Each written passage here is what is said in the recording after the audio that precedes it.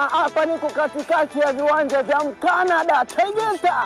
Tarehe 21 Jumapili hii kuanzia saa 9 jioni jasusi atajitokeza kwa mara ya kwanza. Kwa kipindi kirefu watu mmekuwa mkimsubiri ajitokeze. Sasa kwa mara ya kwanza alijitokeza hapa Tegeta viwanja vya Mkanada. Hii unakosaje? Njoo, maana watu watakuwa wengi, itaidi uwai ufike kwa wakati. Njoo na jirani yako, njoo na rafiki yako kuja kumsikia jasusi anasema nini. Hii si ya kukosa, wote mnakaribishwa. Kana Maria ene hoja ni mweki kwa baba hapa.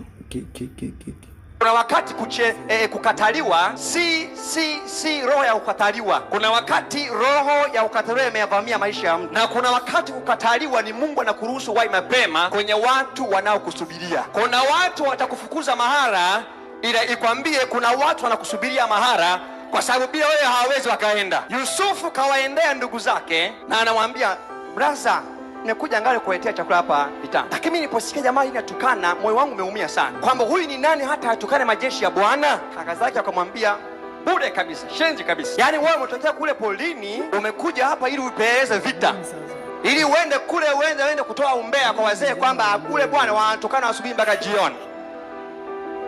Baada ya kusikia hayo, hakuanza kuwang'ang'ania, akaachana nao. Ngoja kwanza. Kuna baadhi ya watu wakikataa, katalika, ondoka zako. Kuna mahala watu wanakusubiria ambao hawahitaji maelezo mengi ili wakuelewe. Mungu amewaandaa kwa ajili yako. Ninaagiza uwahi kule nakosubiriwa katika jina la Yesu Kristo. Kwa kunikataa ili uniwahishe popote ulipo, wahi mapema. Wahi mapema ili nikataa ni wahi mahala fulani. Daudi akawaendea sasa wanajeshi wengine. Mimi nauliza, atapewa nini mtu atakao ndio hii aibu ya taifa? Wakamwambia tetesi ni kwamba cha kwanza unamuoa binti wa mfalme. Yaani wewe ukweni inakuwa ni ukuru. Lakini jambo la pili, unapewa pesa nyingi za kutosha kabisa za kuendeshea maisha. Akasema basi mimi nipelekeni kwa mfalme. Wale jamaa hawakuanza kuangalia kimo chake na umri wake na vile alivyo. Wao wakambeba